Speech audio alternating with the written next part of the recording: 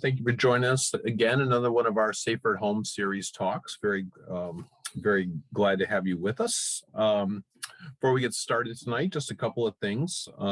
As you know, all our talks are brought to you by Cape Cod 5, Martha's Vineyard Savings, First Citizens Federal Credit Union. All the books on our talk series are available at Eight Cousins Bookseller in Falmouth. So we hope that you participate and partake of the locals. If you would make sure you put yourself on mute, I think everyone has done that. And if you got any questions, use the chat feature down below.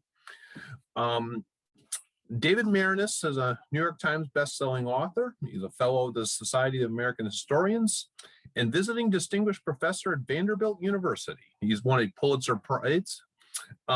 He is I don't know, are you in Washington now or are you in Madison, Wisconsin? Where are you located now? Oh, you're muted. You're muted. I heard you, I'm sorry. We're still in Washington because of COVID, but hope to get out to Madison summer. He has written 12 books, and I will fully tell the audience, as I told Mr. Marinus, he said, I was surprised, but pleased he asked me about this. This was actually written in 2008, so this is not a new book out of the press, but it's one of my favorite ones, and it's also, I think, very germane to what's going on right now, because as you know, 2021 is a year in which we'll also have an Olympics. It was supposed to be in 2020, it's going to be 2021. It's indicative of the early days of civil rights, and it was the first televised Olympics, among other things. So would you welcome our guest tonight, David Marinus? So thank you for joining us. Thank you, Mark. Happy to be with you. Okay. To paint a little picture of the time, so people can kind of understand where we are at this point, I got a couple of touch points just so people know where we are in life as what this happens. This is 15 years after the end of World War II. Right. There is still a mainland China versus Taiwan issue that comes into your book. Yep. This is 8 months before the Bay of Pigs, 2 years before the Cuban Missile Crisis, but Cuba's involved in these things. Eisenhower's president. JFK is not president yet. There's an East and West Germany, but they actually combine for a unified team at this time. But the Berlin Wall will actually be built. In fact, as I recall, it's being built as they're at the Olympic Games, the first obstacle in Berlin. Right. This is going to be the first Olympics that's got a doping scandal, the first athlete to be paid to wear a certain pair of shoes. The Marshall Plan and Lend-Lease, you can see the impact of it because it's 15 years after the end of the war. South Africa, there's apartheid going on, and they are places, but there's also a bunch of personalities involved in this too. So I don't know how you want me to wind you up and let you go, but there's some major personalities. And what stuck out at me is, again, from the American point of view, some of the major personalities, most of the major personalities were African American. So without me doing a filibuster here, it's probably a wrong word to use these days, but David, you take it away.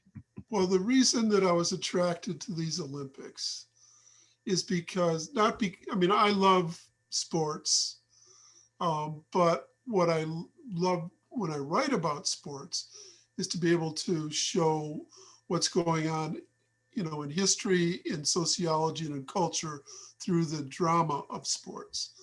So I viewed these Olympics, 18 days in Rome, as a place where the entire world was there and in view, and you could see all of the issues of the world through those Olympics.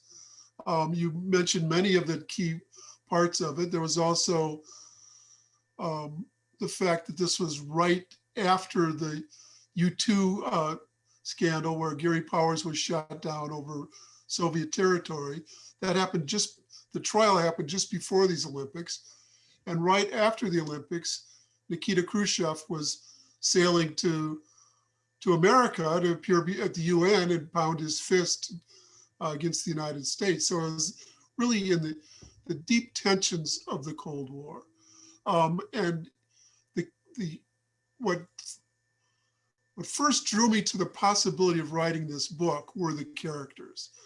I actually was researching an earlier book about Roberto Clemente, the great Latino baseball player, another one of my sports books and not politics. But in doing that book, I was studying the fall of 1960, because that was the year that Roberto Clemente led the Pirates to the World Series.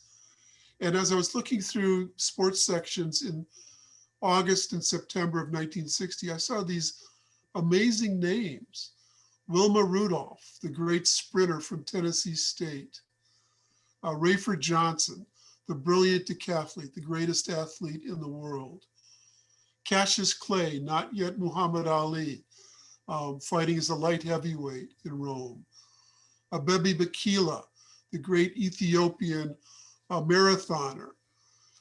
All of these African Americans or Africans inserting themselves into world, into the politics of that moment in a really remarkable way. And the combination of those characters plus what I could use, how I could use those Olympics to show sort of the modern world coming into view. We tend to think of 1960 as a little before the 60s as we define that decade, but you can see it all happening. Rayford Johnson was the first African-American to carry the United States flag. Abebe Bikila was the first sub-Saharan African to win a gold medal.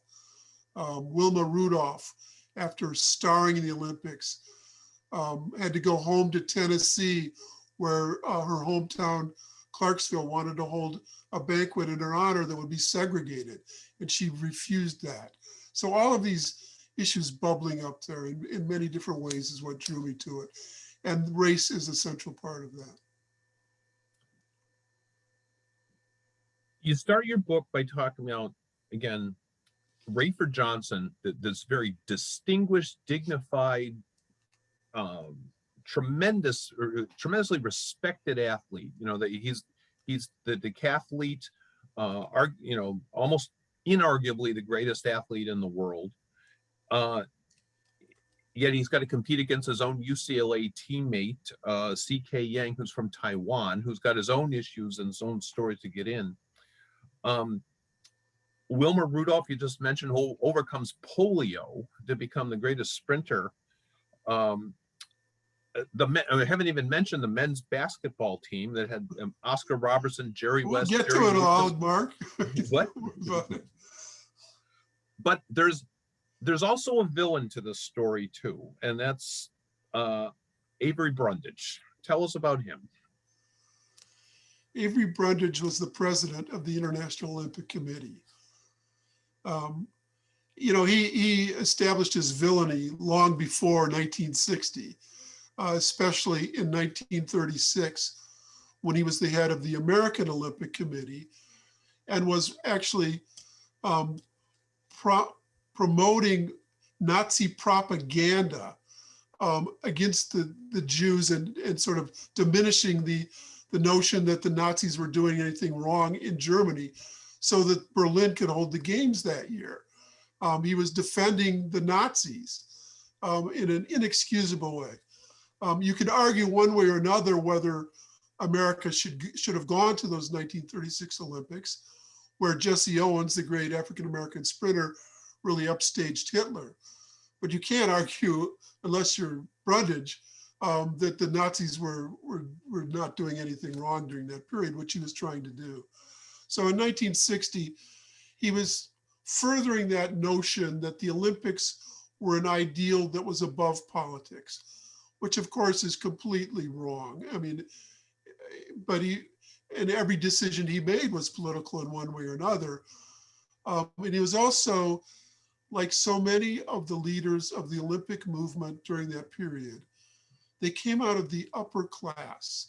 they had a very elite vision of what amateurism was, because of course they didn't have to make a living off athletics. And so they were constantly kicking people out of the Olympics or diminishing them. Working class athletes were just trying to survive. So that was another part of Avery Brundage's many-sided hypocrisy. And as you said, Mark, earlier, before we went on the air, you're from Illinois, and he went to the University of Illinois. He was actually, it's hard to, if any of you have ever seen a photograph of Avery Brundage, he's this sort of corpulent man, but he was once a decathlete himself. He competed in the 1912 Olympics as a decathlete against Jim Thorpe, the great Native American who won the decathlon that year and crushed Brundage. Well, they said to Mr. Marinus, I grew up in suburban Chicago, as most of you know. I went to the University of Illinois. I'm embarrassed as a University of Illinois graduate that Avery Brundage went there. And this is a school that graduated Hugh Hefner. So so Avery Brundage to me is an alumni I'd rather not talk about. Well, you can be embarrassed about it. I'm glad that the University of Illinois has his entire archive, which was invaluable to me as I was doing the research. Talk about what it was like for women to be an Olympian at this point in time, because your heroine is a Black woman from, that overcame polio. This was still an era where it was considered, quote unquote, unladylike for women to compete in anything other than perhaps tennis or golf, anything that would make them work up a sweat. And so the women were, in that sexist perspective, they were definitely second-class athletic citizens on the team.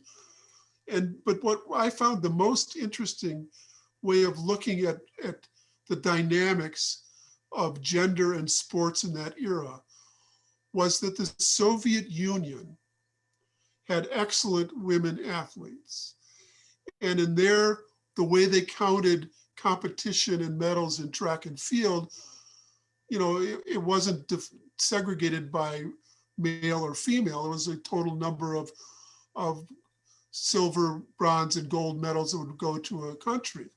And so the United States was feeling pressure only because of that, because of the Cold War, to increase their attention to women athletes. And in the classic American ironic style, it was the Black women athletes who saved this country, even though they were still being treated as second-class citizens. So the great women athletes in track and field came from this small, historically Black school in North Nashville. It was then Tennessee A&I, Tennessee State University, a school where this was long before Title IX. The school didn't even have its own track for the women. They often had to run indoors through, down hallways, dodging door jams. And the track was part of the football field, and it was full of potholes. They could only compete against other historically Black schools in the South, Tuskegee, Alabama, A&M, a few others. They would have to drive through the Jim Crow South in that era to go to these competitions. They couldn't stop at the gas stations. They were afraid to stop, or were not allowed, not prohibited from going into the gas stations. So when they had to go to the bathroom, they'd tell their coach that it was time to hit the fields. The coach, Coach Ed Temple, didn't have his own office. He shared an office with his wife, who was the postmistress at Tennessee State. And out of that nothingness, in a sense, became the greatest track and field team in American history that produced more gold medals than any other school, male or female gold medals. And Wilma Rudolph, the star of that team, as you said, overcame polio as a youngster, was a mother, as a teenager, came back to that team and just stole the show in Rome. The world press called her the Black Gazelle. She won the 100-meter dash, the 200-meter dash, and was the anchor of the 4x100 relay team. Just a brilliant performance. And that really solidified the American status in those games. She was probably the best remembered athlete at those games, even though young Cassius Clay, later Muhammad Ali, also won a gold medal there. Well, as you pointed out, everybody had a crush on her, including Cassius Clay. He sure did. After the Olympics, Ed Temple was at his house in Nashville, and his wife looked out the window and she said, "Do you know anybody who drives a pink Cadillac?"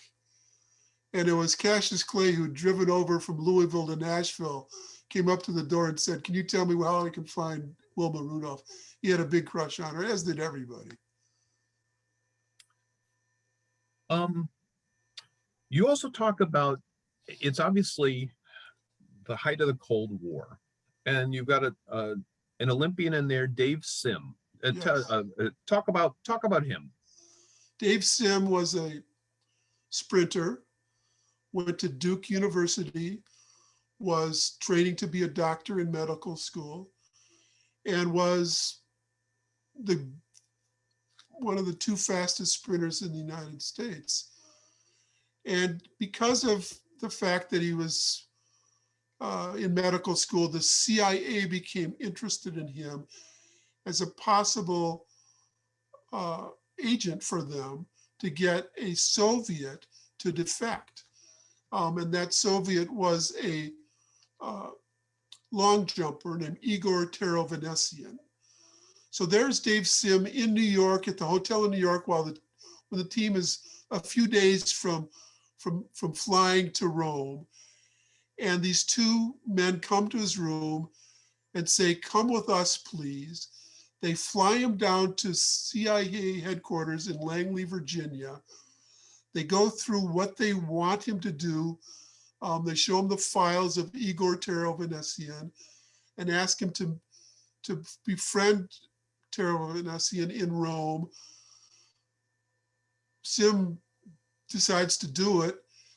He invites Terovanessian out to dinner, and they're having a great time at this dinner talking. And the CIA and Sim already knew that Terovanessian really liked the West. He liked jazz. He'd been to Philadelphia once in a dual meet, to England. He seemed sort of Western oriented, and to get him to defect would be a great coup for America at that point. So Sim is sort of grooming him, and they're at this dinner, and then late in the dinner, an agent comes in who identifies himself as Mr. Wolf. And everything falls apart from that point. Terovanessian looks at Dave Sim and says, "You I like and trust, him I don't," and he walked out. And so it didn't happen. But I interviewed Sim for this book. He was then in Florida. He had been the eye doctor for the Miami Dolphins football team. And we spent a few days together. And he'd never talked about this story. And he finally, after a couple of days, he said, "Dave, I've got another story for you that I've never talked about." And that was it. Now, at the time he told me that story, I couldn't find the other documentation. The CIA records were not available to me. They just became public 2 months ago, and they confirmed everything that Dave Sim told me about the CIA trying to recruit him. and getting Teravanessi into defect.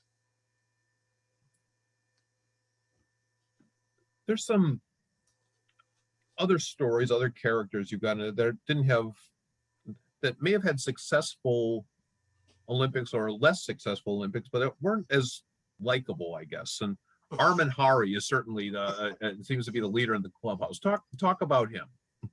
Armand Hari was the sprinter from West Germany. He was known as the thief of starts because all the other sprinters thought he always sort of got off the line a little too fast. The 100-meter dash that year, the favorite was actually another American, Ray Norton.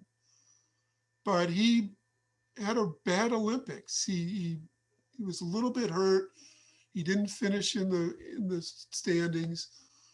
But Dave Sim, the sprinter who was working with the CIA, and Armand Hari had a fabulous finals in the 100-meter dash. It was a photo finish. They both were lunging at the end. Sim, some people thought Sim had actually won, but he acknowledged to me that Hari just barely edged him out. Hari got the gold medal. But Hari was a complete ne'er-do-well who, among other things, was playing off these two German shoe companies, Puma and Adidas, who were owned by brothers who were rivals and hated each other. And they were paying Armand Hari to wear their shoes, breaking all of the Olympic standards, regulations in doing so. But he actually ran in one pair of shoes, took them off and went on the podium with the other pair. So he got money from both of those companies.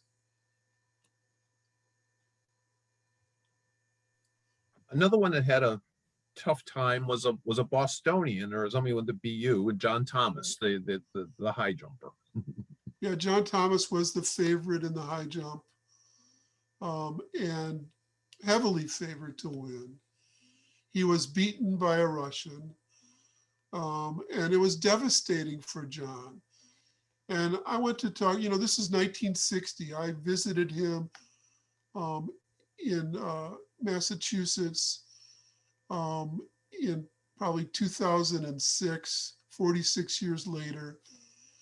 He was living alone in a fairly ramshackle house, but he showed me hundreds and hundreds of letters of hate mail that he got from Americans, racist hate mail for him not winning that gold medal. And it really was something that haunted him for the rest of his life.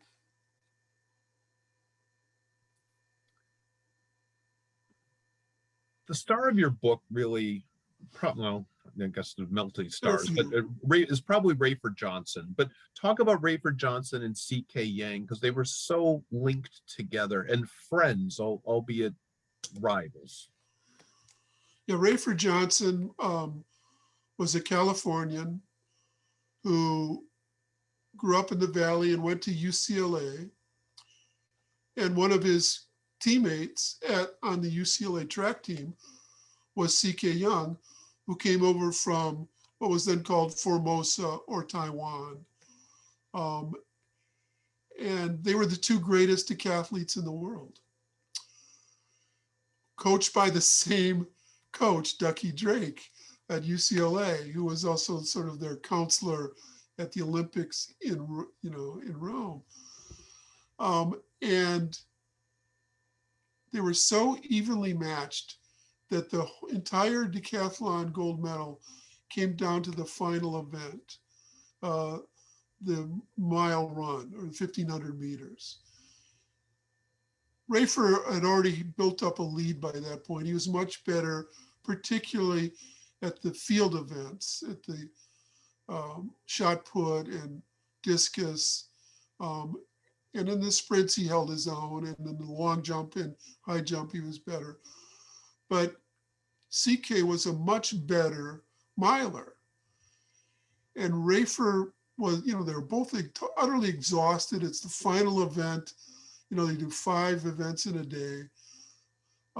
And Rayford knew that he just had to hang within 10 meters of CK.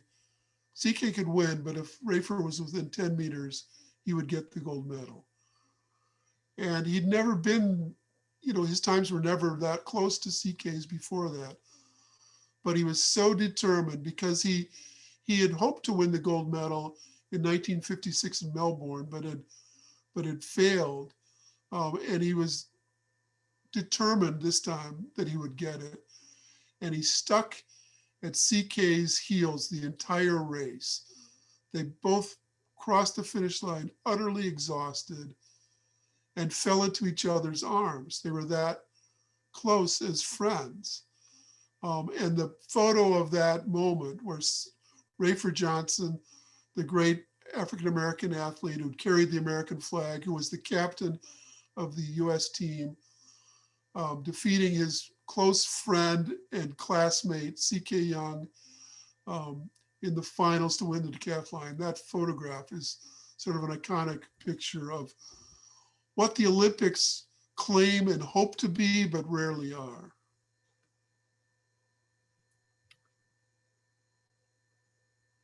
You end the book with maybe the most. Can I add one more thing to that? Oh, of course.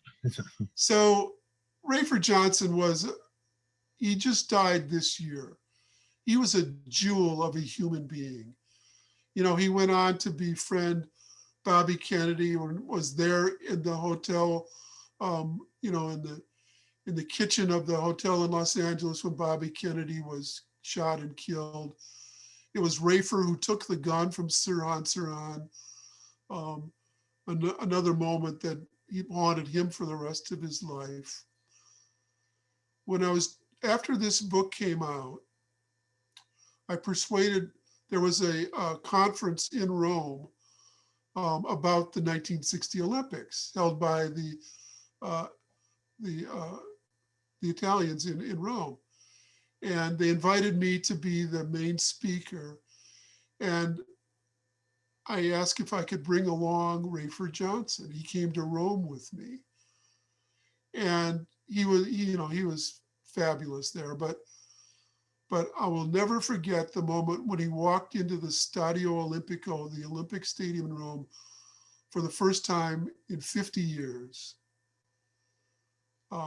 And sort of reliving that moment washed over him and tears came down his face. It was one of those times that I sort of live for as a writer and reporter, to go back to Rome with Rayford Johnson.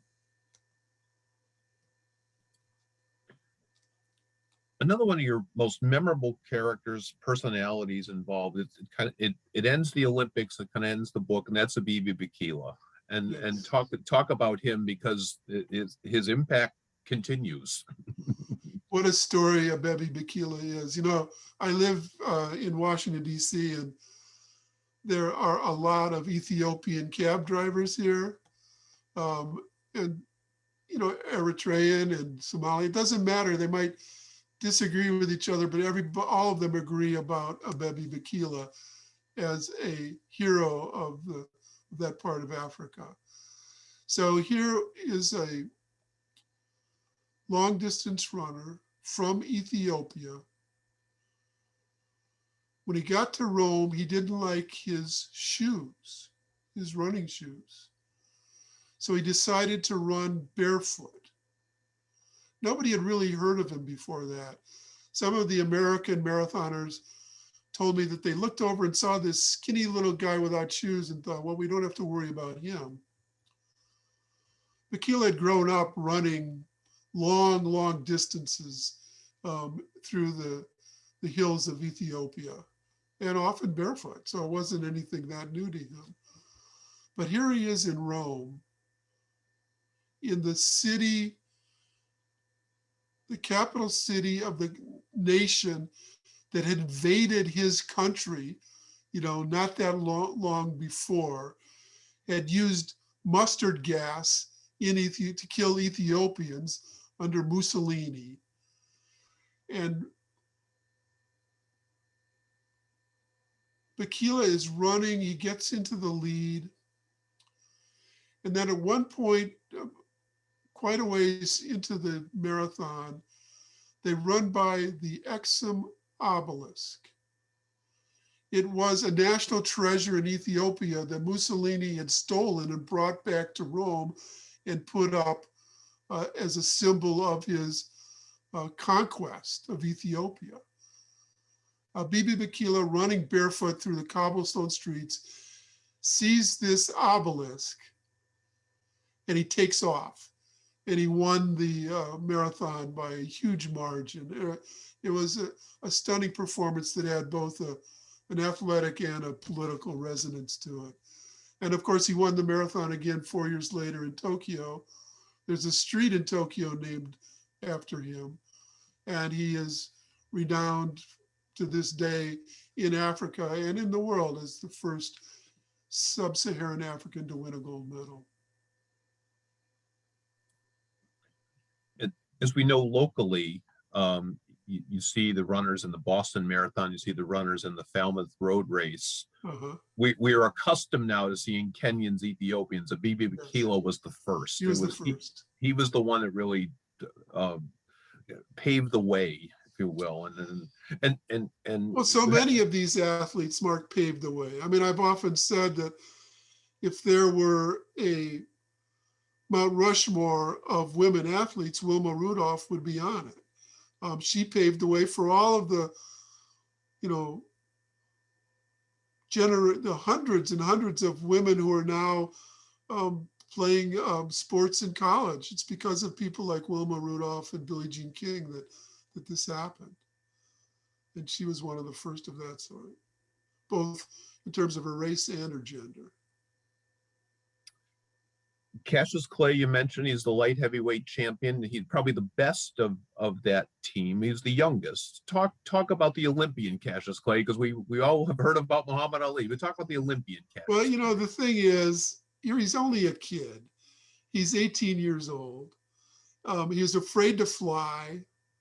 He was nervous the whole flight over to Rome. He'd never really been in a European hotel room before. He had no idea what a bidet was that was in his room. He was Muhammad Ali before Muhammad Ali in terms of personality. He was brash, fun-loving, nonstop gabbing, going around the Olympic Village, befriending everybody, all of the Africans, the Russians, everyone. Sort of flirting with all the women, the other Tiger Bells, along with Wilma Rudolph. Tiger Bells was the nickname of the Tennessee State women. One of them said, Cassius would come up and start flirting, and we'd say, "Boy, just sit down and shut up." So he had all of the personality, but none of the deeper meaning that he developed later, in his stance against the Vietnam War and for civil rights. And in so many ways, he became a world figure of integrity. At this point, he just had the personality, but not anything behind it. But he did win a gold medal. He said he would, and he did. He also came back to Louisville afterwards. And there's a apocryphal story that he was so upset at the treatment he received in segregated or racist Louisville after the Olympics that he threw his gold medal into the Ohio River. It's not true. He lost the gold medal and then told that story. What is true, of course, for him and for Wilma Rudolph and for all of the African-American athletes is that they faced, after honoring their nation, really leading the United States to victory in those Olympics, they came back to be treated as second-class citizens, which is part of a familiar cycle of American life. All of the Black soldiers from World War I and World War II faced the same thing after they came back, sort of representing a country that claimed it was the beacon of liberty that was treating them as second-class citizens. It was also the first Olympics that had a doping scandal. Talk about that. Well, it was in cycling. And the Danish team in 1960 was very competitive with a few other nations. And they used blood doping, raising the oxygen levels in their blood to help their performance in the long distance cycling races. And it was brutally hot in Rome in the early days of those Olympics. And one of their cyclists, Knud Jensen, collapsed and died during the road race. And it was determined it was because of the blood doping. So that was the first official doping scandal of the Olympics.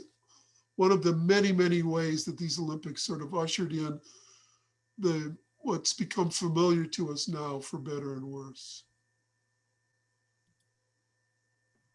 You had talked about the role of women athletes, and the Soviets were more, I don't know, progressive is the right word, but they certainly were more successful in at that time with their women athletes, but they were also conscious of PR. And you made a point in there about how Western writers in the 50s were pointing out, well, these Russian women athletes aren't very attractive. So it's like they wanted to make sure they made a point of showing attractive women walking into the stadium. Like, talk about how the Soviets were trying to win the PR battle as well as the gold medals. Well, that's very true, Mark. But, it sort of worked. The whole notion of women in athletics in appearance is a very complicated and contradictory one.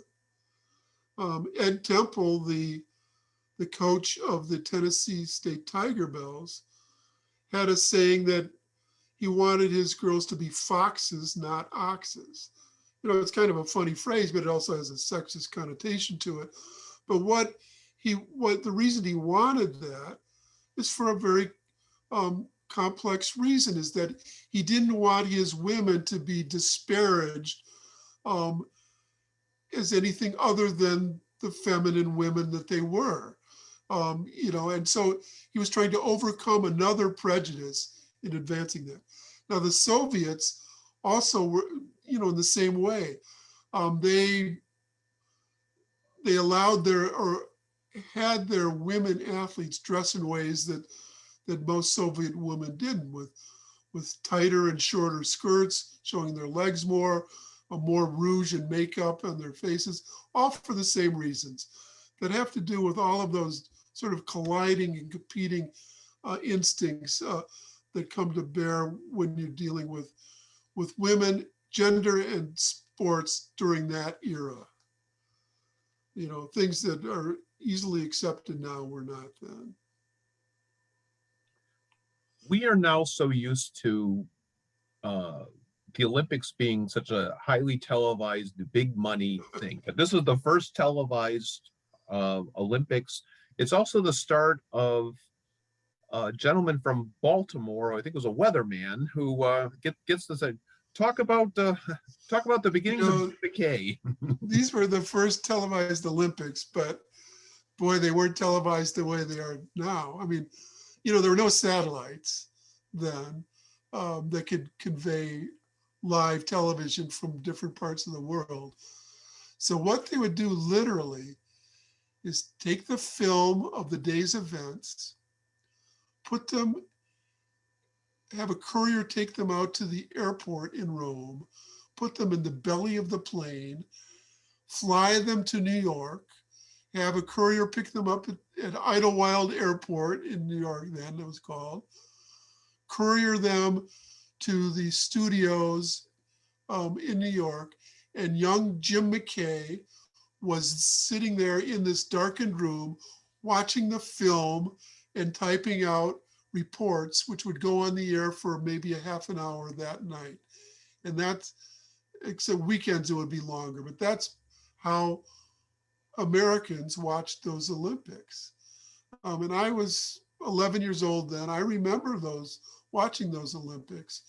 And many people of my sort of baby boom generation, those Olympics are really the first televised memories.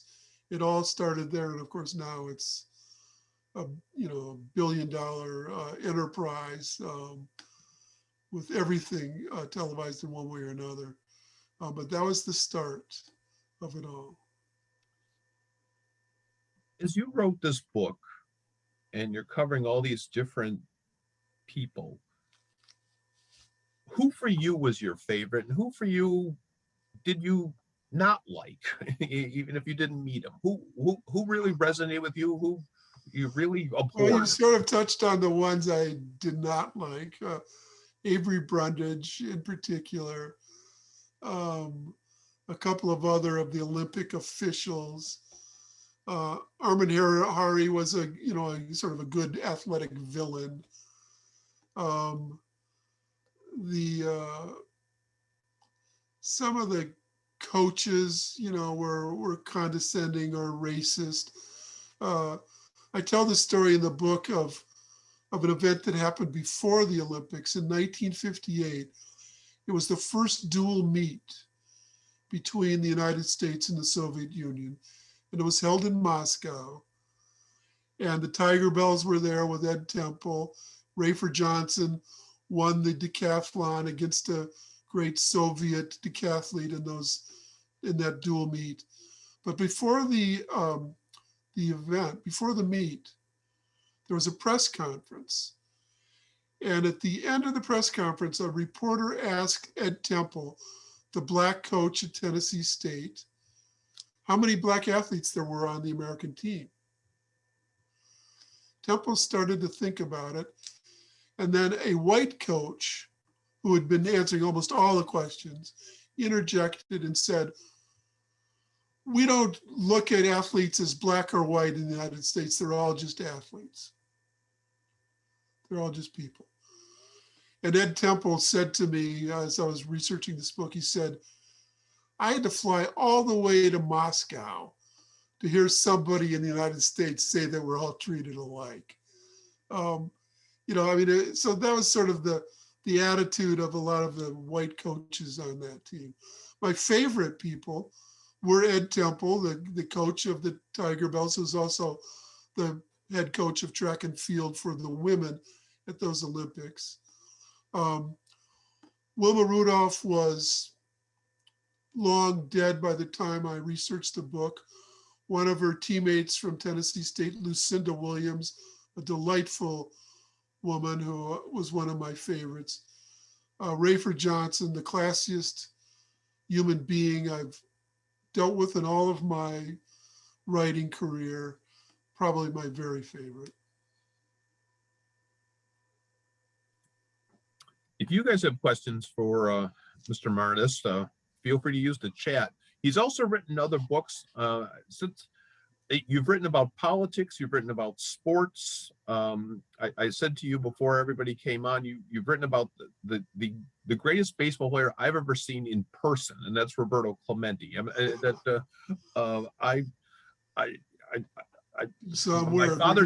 My father took me to several games at Wrigley Field, and I think the first 20 happened to coincidentally happen to be against the Pittsburgh Pirates, and we saw him do some amazing things. You wrote about Vince Lombardi. You've written about presidents. What do you like writing about? What moves you? Well, the story has to obsess me. I don't write about things I don't care about. So, if you look at my political books, I wrote a biography of Bill Clinton, and that was because he was the first baby boomer president, and I'm a baby boomer, and I saw the opportunity to write about Clinton and Hillary as a way of exploring sort of the Stations of the Cross of my generation. The title of the book is First in His Class, and the question is, why was it him, who was never the first in any of his classes? He rarely went to class when he was at Yale Law School, but he was the first member of his generation to make it to the White House. What was it that separated him? He was a Rhodes Scholar. Of the 32 Rhodes Scholars that went to England the year he did in 1968, 31 of them thought they would be president someday until they met Bill Clinton and realized that they weren't, and he was the one who was going to get there. So that's what fascinated me about him. Barack Obama, I wanted to write about sort of the world that shaped him and how he reshaped himself into a political figure. Incredible product of the world.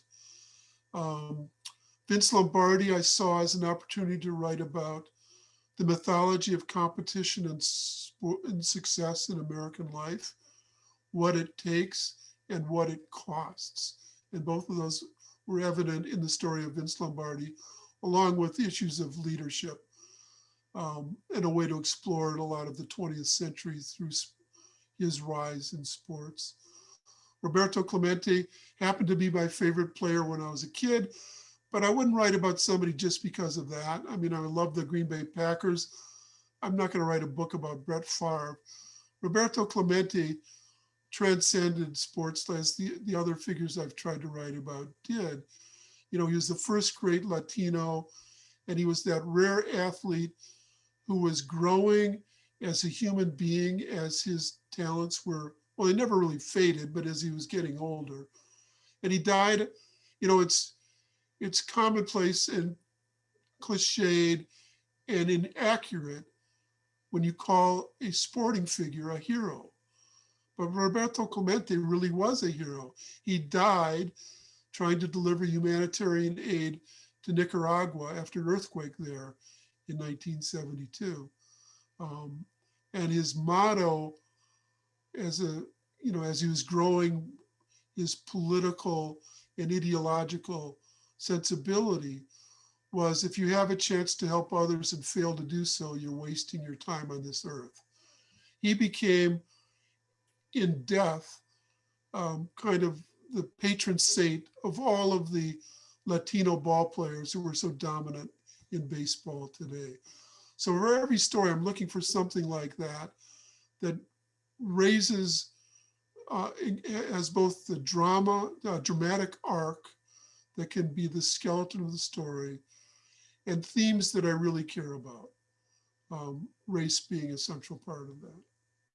You've also written about your parents. Talk about that. Yeah, A Good American Family is the story of my father and mother.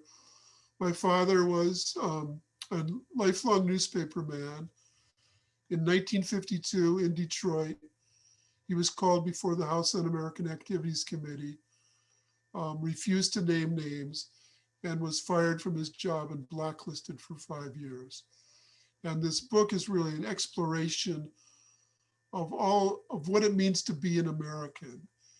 My dad was the commander of an all-black unit in World War II, had devoted much of his life to bettering race relations in America. He was called before a committee where the chairman was a segregationist from Georgia, who had voted against every civil rights measure, was elected in what they called the white primary in Georgia, in which only white people were allowed to vote, had been an early participant in a lynching in Atlanta of a Jewish industrialist, Leo Frank. It was John Stevens Wood, the future chairman of the House Un-American Activities Committee, who drove the car that carried Leo Frank's lynched body from the lynching field. This is the man who's calling my father un-American. So that's really the exploration of this book. You're working on a book about Jim Thorpe. What drew you to that? How far along are you? What's the published date? Tell us about that. Nobody knows the publication date these days because of COVID. But one of the benefits of being stuck at home for a year is that I stayed in my seat and wrote every day. So I'm on chapter 28 of a book that will probably be 32 chapters. Jim Thorpe is my chance to explore the Native American experience through his dramatic life. Born in Indian Territory in Oklahoma, a Sac and Fox Indian, a descendant of the great Sac and Fox Warrior Black Hawk, sent to a Indian school, the Carlisle Indian Industrial School in Pennsylvania, emerged there as the greatest football player of his generation, went to Stockholm in the 1912 Olympics, was the star there, winning the pentathlon and decathlon, came back and then was stripped of his medals and trophies because he had played minor league baseball in the Eastern Carolina League for a couple of summers, at a time when hundreds of college athletes were playing minor league baseball in the summers, but they were using aliases, and Jim Thorpe used his real name. Dwight Eisenhower played in one of those leagues under an alias of Wilson. So Thorpe was stripped of his medals, then went on to play Major League Baseball and helped found the National Football League, was its first president, the greatest football player of his, both in college and professional life, and struggled for most of the rest of his life in various ways, some of his own doing, some of society. But it's really the story of the Native American experience told through his incredible journey. You mentioned to me that your friend and mine, Avery Brundage, plays a part in this story too, at least Well, Brundage was, as I'd said earlier, I think he was a decathlete in 1912 when Thorpe was as well. They were not friends. And after Thorpe was stripped of his medals, he really spent the rest of his life fighting to get them restored and returned. And Brundage rose from being an athlete and competitor of Thorpe's to becoming the head of the American Olympic Committee and then the International Olympic Committee. And at every turn, he denied Thorpe's requests. Finally, in 1982, long after Brundage was dead, the IOC corrected decades of stupidity and gave Thorpe back his medals and his records. No thanks to Avery Brundage. Well, I want to thank you for taking the time tonight. I hope people, when the assuming that the Olympics are played, we all hope that they are. But when you're tuning in this year and you're watching the Olympics that have been delayed for a year, understand that 1960 was really the stepping off point for what they've become. That they were, when we're watching 23 hours of television, used to be 3, when that there was